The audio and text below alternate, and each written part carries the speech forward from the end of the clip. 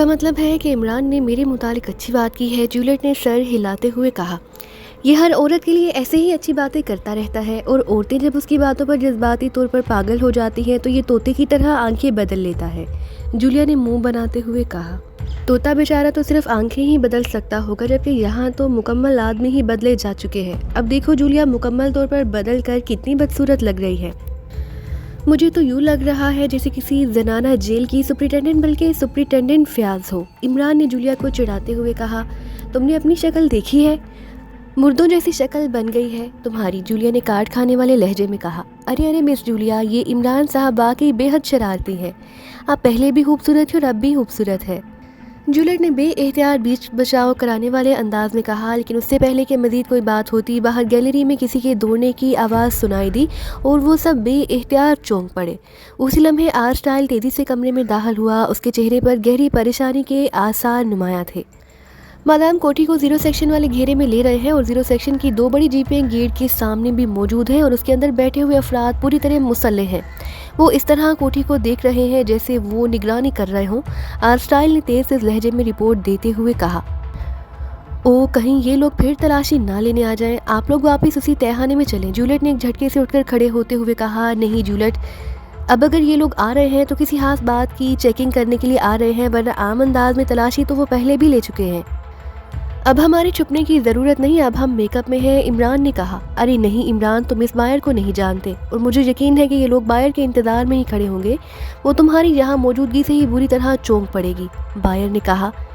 Madam کیوں نہ انہیں خفیہ سرنگ کے ذریعے نمبر 2 میں بھجوا دیا جائے، اس طرح یہ بالکل بھی محفوظ رہیں گے اور مادام بائر بھی مطمئن ہو جائیں گی، آرسٹائل نے کہا۔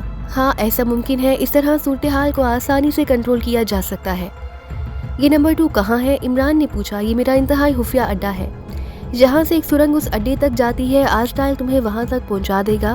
مجھے چونکہ اب تم لوگوں پر مکمل اعتماد ہو چکا ہے، اس لیے میں تمہیں اپنے گروپ کے اس اہم ترین اڈے تک پہنچ رہی ہوں، جولیٹ نے ہونٹ بیچتے ہوئے کہا۔ اسے اعتماد کا شکریہ جولیٹ، لیکن یہ بتا دو کہ تمہارے اس نمبر 2 سے باہر جانے کا بھی کوئی راستہ ہے، یا ہمیں باہر جانے کے لیے دوبارہ البرٹو ہاؤس آنا پڑے گا؟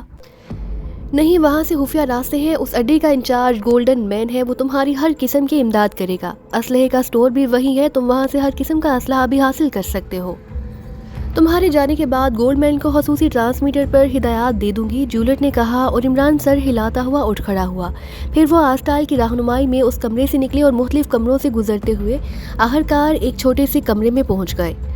آرسٹائل نے اس کمرے کو کسی لفٹ کی طرح حرکت دی اور وہ کمرہ تیزی سے نیچے گہرائی میں اترتا چلا گیا۔ تھوڑی دیر بعد یہ حرکت رکی تو آرسٹائل نے دروازہ کھولا، اور اب وہ ایک تنگ سی سرنگ میں موجود تھے جو دور تک جاتی ہوئی دکھائی دے رہی تھی۔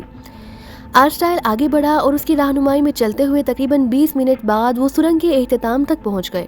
سرنگ کا اختتام ایک اور کمرے میں ہوا جو باقی ہر طرف سے ٹھوس دیواروں پر مشتمل تھا۔ سرنگ کے علاوہ وہاں سے نکلنے کا اور کوئی راستہ نظر نہ آ رہا تھا۔ یہاں سے گولڈ مین آپ کو اپنے چارج میں لے لے گا، آرسٹائل نے کہا۔ پھر اس نے سامنے والی دیوار کے ایک مخصوص حصے پر 3 بار مخصوص انداز میں ہاتھ مارا۔ کوڈ!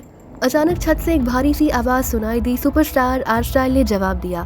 اوکے، ایک بار پھر وہی آواز سنائی دی، اور چند لمحوں بعد سامنے والی دیوار میں ایک خلا سا پیدا ہوا اور ایک لمبا تڑنگا آدمی اندر داخل ہوا۔ اس کے پیچھے مشین گنوں سے مسلح 4 افراد تھے۔ یہ گولڈ مین ہے، مادام کا نمبر 2، اور گولڈ مین یہ علی عمران اور ان کے ساتھی ہیں۔ مادام نے تمہیں کال کر دی ہوگی، آرسٹائل نے تعارف کراتے ہوئے پوچھا۔ ہاں ابھی کال آئی ہے، انہوں نے مجھے تفصیل بتا دی ہے، گولڈ مین آپ کو خوش آمدید کہتا ہے، اس لمبے تڑنگے آدمی نے مسکراتے ہوئے کہا، اور اس نے بڑے پرجوش انداز میں عمران اور اس کے ساتھیوں سے مصافحہ کیا۔ سوری، میں مردوں سے مصافحے کی قائل نہیں، جولیا نے اپنی باری آنے پر اسپاٹ لہجے میں جواب دیتے ہوئے کہا۔ ارے اچھا آئیے، گولڈ مین نے برا منہ بنائے بغیر کہا، اور واپس اس خلا کی طرف مڑ گیا۔ آرسٹائل واپس چلا گیا اور گولڈ مین انہیں ساتھ لیے ایک بڑے کمرے میں پہنچ گیا۔ میں آپ کو کمرے دکھا دیتا ہوں، آپ اطمینان سے یہاں رہیں، جہاں آپ کو کسی قسم کی کوئی پریشانی نہ ہوگی۔ ہم یہاں آرام کرنے نہیں آئے مسٹر گولڈ مین، ہم نے 1130 کلب پر حملہ کر کے وہاں سے اپنے ملک کے سائنسدان کو چھڑوانا ہے، عمران نے سنجیدہ لہجے میں کہا۔ 1130 کلب پر حملہ؟ ارے نہیں جناب، یہ تو ناممکن ہے، وہاں تو ایسے انتظامات ہیں کہ زولان کی اجازت کے بغیر کوئی پرندہ بھی پر نہیں مار سکتا۔ کیا تم کبھی اس کلب میں گئے ہو؟ عمران نے ہونٹ چباتے ہوئے پوچھا۔ میں وہی کلب میں ہی کام کرتا ہوں، میں وہاں کا سپروائزر ہوں، اسی لیے تو کہہ رہا ہوں کہ وہاں حملہ نہیں ہو سکتا۔ گولڈ مین نے جواب دیا، کیا تم نے پورا کلب دیکھ رکھا ہے، یعنی وہ حصہ بھی جہاں سائنسدان کو رکھا گیا ہوگا؟ عمران نے چونک کر پوچھا۔ جی ہاں، اچھی طرح دیکھا ہوا ہے، لیکن گولڈ مین نے کچھ کہنا چاہا لیکن عمران نے اسے درمیان میں ہی ٹوک دیا۔ تم ایسا کرو کہ ہمیں اس کلب کا پورا نقشہ بنا کر دو اور جو حفاظتی انتظامات تمہارے علم میں ہیں ان کی تفصیل بھی بتا دو، باقی کام ہم خود کر لیں گے، عمران نے کہا اور گولڈ مین نے سر ہلا دیا۔ آپ تشریف رکھیں، میں ابھی آتا ہوں، گولڈ مین نے کہا اور تیزی سے مڑ کر دروازے سے باہر نکل گیا۔ کیا یہ جگہ ہمارے لیے محفوظ ہے؟ جولیا نے پوچھا۔ باہر کی نسبت تو بہرحال محفوظ ہی ہے، عمران نے سنجیدہ لہجے میں جواب دیا اور جولیا سر ہلا کر خاموش ہو گئی۔ 10 منٹ بعد گولڈ مین واپس آیا تو اس کے ہاتھ میں ایک رول شدہ کاغذ تھا۔ میں اس کلب کے اصلی نقشے کی کاپی لے آیا ہوں، یہ میں نے زولان کے دفتر سے اڑائی تھی تاکہ شاید کبھی البرٹو گروپ کو اس کی ضرورت پڑ جائے، گولڈ مین نے کہا اور عمران کا سوتا ہوا چہرہ بے اختیار کھل اٹھا۔ گولڈ مین نے رول شدہ کاغذ عمران کے سامنے پھیلا دیا۔ کاغذ پر واقعی ایک وسیع و عریض عمارت کا نقشہ بنا ہوا تھا۔ گولڈ مین نے تفصیلات بتانا شروع کر دیں اور پھر عمران نے اس سے اپنی مرضی کے سوالات بھی کیے۔ اس طرح 10-15 منٹ بعد وہ سب اس کلب کی عمارت کے ایک ایک حصے سے اس طرح واقف ہو چکے تھے جیسے وہ وہاں کئی بار آ جا چکے ہوں۔ اس کے بعد عمران نے گولڈ مین سے وہاں کیے گئے حفاظتی انتظامات کی تفصیل معلوم کی۔ اوکے مسٹر گولڈ مین، آپ نے واقعی ہماری بے پناہ مدد کی۔ اب آپ ہمیں ہمارا مطلوبہ اسلحہ مہیا کر دیں اور ہمیں ایک ایسی کار مہیا کر دیں جو مشکوک نہ ہو اور نہ اس سے آپ کی یا آپ کے گروپ کی نشاندہی ہو سکے، باقی کام ہم کر لیں گے، عمران نے مسکراتے ہوئے کہا اور جیب سے کاغذ نکال کر اس نے گولڈ مین کے ہاتھ میں دے دیا۔ اس کاغذ پر عمران نے مطلوبہ اسلحے کی فہرست تیار کی ہوئی تھی۔ عمران صاحب، آپ جو کچھ کرنے جا رہے ہیں یہ سب کچھ انتہائی خطرناک ہو سکتا ہے، اچھی طرح سوچ لیں، گولڈ مین نے ہونٹ چباتے ہوئے کہا۔ ہم سوچ سمجھ کر ہی اپنے ملک سے یہاں آئے ہیں، آپ ہماری فکر نہ کریں، عمران نے سنجیدہ لہجے میں جواب دیتے ہوئے کہا اور گولڈ مین خاموشی سے مڑا اور کمرے سے باہر نکل گیا۔ ہاں، تو تم نے چھپا کر رکھا ہوا ہے ان پاکستانیوں کو، کہاں ہیں وہ؟ بائر نے کمرے میں داخل ہوتے ہی انتہائی سخت لہجے میں پوچھا۔ جولیٹ کمرے میں ایک کرسی پر بڑے مطمئن انداز میں بیٹھی ہوئی تھی۔ آسٹرال سمیت اس کے 4 ساتھی اس کے عقب میں کھڑے ہوئے تھے۔ بائر کے ساتھ آرنلڈ اور 10 مسلح افراد موجود تھے۔ مادام بائر، آپ کو البرٹو ہاؤس میں خوش آمدید کہتی ہوں، آپ نے تو ادھر آنا ہی چھوڑ دیا ہے، جولیٹ نے کرسی سے اٹھے بغیر بڑے دوستانہ انداز میں بات کرتے ہوئے کہا اور ساتھ ہی مصافحے کے لیے ہاتھ بڑھا دیا۔ سنو جولیٹ، مجھے یہ احمقانہ حرکات قطعی پسند نہیں۔ اگر تم واقعی اپنی اور اپنے ساتھیوں کی جان بچانا چاہتی ہو تو شرافت سے ان پاکستانیوں کو میرے حوالے کر دو، بائر نے مصافحہ کیے بغیر سخت لہجے میں بات کرتے ہوئے کہا۔ کہ ان پاکستانیوں کی بات کر رہی ہو؟ کیا یہاں فائر لینڈ میں پاکستانی بھی بستے ہیں؟ اس بار جولیٹ کا لہجہ بھی اکھڑا ہوا تھا۔ اوکے، تمہاری مرضی، میں نے تو سوچا تھا کہ تم اپنے آپ کو بچا لو گے، لیکن ٹھیک ہے، جیسے تمہاری مرضی، بائر نے انتہائی نفرت آمیز لہجے میں کہا اور اس کے ساتھ ہی اس نے اپنا ہاتھ اوپر کو اٹھا کر ذرا سا جھٹکا دیا تو دوسرے لمحے کمرہ مشین گن کی ریٹ سے گونج اٹھا اور اس کے ساتھ ہی جولیٹ کے عقب میں کھڑے ہوئے آرسٹائل سمیت اس کے 4 ساتھی بری طرح چیختے ہوئے فرش پر ڈھیر ہو گئے۔ آرنلڈ کے ہاتھ میں موجود مشین گن نے انہیں اس طرح چھلنی کر دیا کہ ان بیچاروں کو تڑپنے کی بھی مہلت نہ ملی۔ یہ تم نے کیا کر دیا؟ تم نے بغیر کسی جواز کے میرے آدمیوں کو مار دیا، جولیٹ نے غصے سے تقریباً چیختے ہوئے کہا۔ تمہارا حشر بھی یہی ہو سکتا ہے، سمجھی؟ اس لیے آخری بار کہہ رہی ہوں کہ ان پاکستانیوں کو تم میرے حوالے کر دو، بائر نے طنزیہ انداز میں مسکراتے ہوئے کہا۔ کون پاکستانی؟ کیسے پاکستانی؟ کیا تمہارا دماغ خراب ہو گیا ہے یا تم پاگل ہو گئی ہو؟ جولیٹ ہتھے سے ہی اکھڑ گئی۔ آرنلڈ، بائر نے گھوم کر آرنلڈ سے مخاطب ہو کر کہا جو مشین گن سیدھی کیے اکڑا ہوا کھڑا تھا، لیکن اس سے پہلے کہ بائر آرنلڈ سے کہتی اچانک کمرہ تڑتڑاہٹ کی تیز آوازوں کے ساتھ ساتھ انسانی چیخوں سے گونج اٹھا اور ان آوازوں کے ساتھ ہی آرنلڈ اور اس کے ساتھ ساتھ بائر کی چیخیں بھی شامل تھیں۔ گولیوں کی یہ چھت بارش پر سے ہوئی تھی اور جولیٹ نے صرف کرسی کے بازو کے اندر لگے ہوئے کسی مخصوص بٹن کو دبا دیا تھا اور اس بٹن کے دبتے ہی گولیاں اس کرسی سے 1 فٹ کے فاصلے پر بارش کی طرح اوپر سے نیچے فائر ہوئی تھیں۔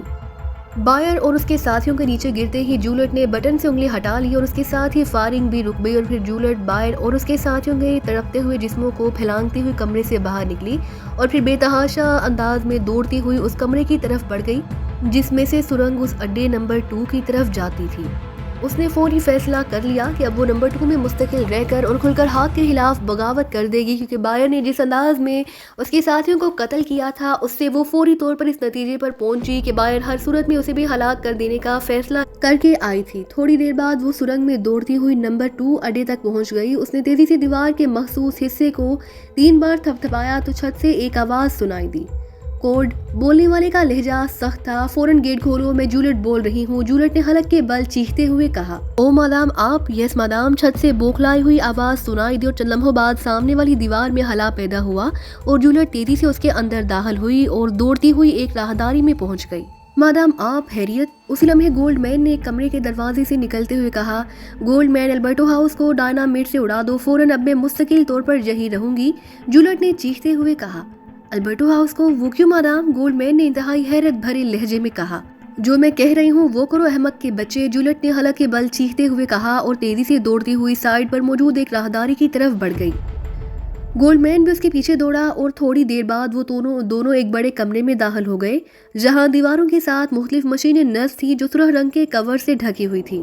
گولڈ مین تیزی سے ایک مشین کی طرف لپکا، اس نے اس کا کور جھپٹ کر ایک طرف پھینکا اور مشین کو آپریٹ کرنے میں مصروف ہو گیا۔ جولیٹ اب ہونٹ بھینچے خاموش کھڑی اسے دیکھ رہی تھی، اس کا چہرہ بری طرح بگڑا ہوا تھا۔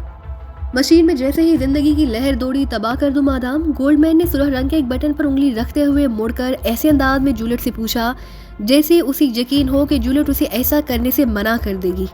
ہاں ہاں جلدی کرو، جولیٹ نے چیخ کر کہا تو گولڈ مین نے پوری قوت سے بٹن دبا دیا۔ دوسرے لمحے مشین سے تیز سیٹی کی آواز نکلنے لگی اور ساتھ ہی اس پر ایک بڑا سا سرخ رنگ کا بلب جل اٹھا۔ چند لمحوں بعد ایک دھماکہ ہوا اور اس کے ساتھ ہی مشین کے سارے بلب بجھ گئے اور ان کے ڈالوں پر حرکت کرتی ہوئی سوئیاں رک گئی۔ سسٹم آن ہو گیا ہے مادام، گولڈ مین نے ہونٹ چباتے ہوئے کہا اور جولیٹ نے جواب میں صرف سر ہلانے پر ہی اکتفا کیا۔ چند لمحوں بعد یکلا تیز گڑگڑاہٹ کی ایسی آوازیں سنائی دینے لگی جیسے کہیں قریب ہی خوفناک زلزلہ آنے سے زمین پھٹ رہی ہو، اور پھر اس قدر خوفناک دھماکہ ہوا کہ اس کمرے کے در و دیوار بری طرح لرز اٹھے۔ چند لمحوں تک دھماکے کی باز گشت سنائی دیتی رہی، پھر خاموشی چھا گئی اور جولیٹ نے ایک طویل سانس لیا۔ گولڈ مین بھی ہونٹ دبائے اسی طرح خاموش کھڑا رہا جیسے اسے البرٹو ہاؤس کی اس تباہی پر بے حد رنج محسوس ہو رہا ہو۔ مجھے معلوم ہے گولڈ مین کہ تمہاری کیا جذبات ہیں، میرے جذبات بھی تم سے زیادہ شدید ہیں، لیکن اپنے آپ کو اور البرٹو گروپ کو بچانے کے لیے ایسا کرنا ضروری تھا، ورنہ میں بھی بائر کے ہاتھوں ماری جاتی اور تم سب لوگ بھی۔ جولیٹ نے پہلے سے لمبے سانس لیتے ہوئے کہا۔ او مادام، کیا بائر البرٹو ہاؤس میں آئی تھی؟ گولڈ مین نے کہا اور جولیٹ نے اسے عمران اور اس کے ساتھیوں کی آمد سے لے کر البرٹو ہاؤس سے اپنے فرار تک کی پوری تفصیلات بتا دی۔ واقعی ان حالات میں یہ ضروری تھا مادام، لیکن ظاہر ہے اب البرٹو گروپ کھل کر سامنے آنے پر مجبور ہو جائے گا، گولڈ مین نے کہا۔ ظاہر ہے، لیکن آخر ہم کب تک چھپتے رہتے؟ ایک نہ ایک دن تو ایسا ہونا تھا، بہرحال وہ عمران اور اس کے ساتھی کہاں ہیں؟ جولیٹ نے دروازے کی طرف بڑھتے ہوئے کہا۔ وہ آپ کی آمد سے چند منٹ پہلے اسلحہ اور کار لے کر نمبر 2 سے نکلے ہیں، ان کا مشن 1130 کلب پر حملہ اور وہاں سے کسی سائنسدان کو چھڑوانا ہے۔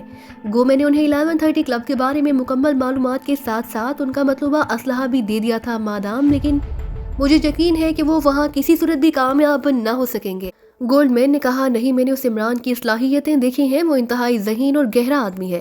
اس نے جس طرح بائر کو اس ڈویپ روم میں دھوکہ دیا، اس سے ظاہر ہوتا ہے کہ وہ اتنا آسان نوالا ثابت نہ ہوگا، اور اب اس بائر کی ہلاکت کے بعد تو ظاہر ہے فائر لینڈ افراتفری کا شکار ہو جائے گا، اس لیے یقیناً عمران اپنے مقصد میں کامیاب ہو جائے گا۔ بہرحال یہ اس کا اپنا مشن ہے۔ اب تم ایسا کرو کہ فوری طور پر معلومات حاصل کرو کہ اینڈریو کہاں ہے اور تمام گروپ کو اہم میٹنگ کے لیے کال دے دو۔ اب ہم نے اس ہاؤس پر قبضہ کرنا ہے اور اینڈریو کے خاص آدمیوں کا قتل عام بھی کرنا ہے تاکہ فائر لینڈ پر مکمل ہمارا قبضہ ہو سکے۔ جولیٹ نے کہا۔ یس مادام، آپ اسپیشل روم میں بیٹھے، میں ابھی ساری معلومات حاصل کر لیتا ہوں، گولڈ مین نے کہا اور جولیٹ سر ہلاتی ہوئی ایک طرف مڑ گئی۔ چند لمحوں بعد وہ دفتر کے انداز میں سجے ہوئے ایک شاندار کمرے میں بیٹھی ہوئی تھی۔ تقریباً 20 منٹ بعد گولڈ مین دوڑتا ہوا کمرے میں داخل ہوا، اس کے چہرے پر شدید پریشانی کے آثار نمایاں ہے۔ کیا ہوا؟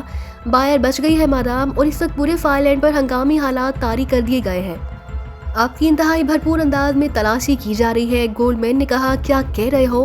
بائر بچ گئی ہے؟ یہ کیسے ممکن ہے؟ میں نے خود اسے گولیاں کھا کر نیچے گرتے ہوئے دیکھا ہے، جولیٹ نے حیرت سے چیختے ہوئے کہا۔ وہ زخمی ضرور ہوئی ہے مادام، لیکن یہ زخم کاریگر ثابت نہیں ہوئے، اور البرٹو ہاؤس تباہ ہونے سے پہلے اسے وہاں سے نکال لیا گیا تھا۔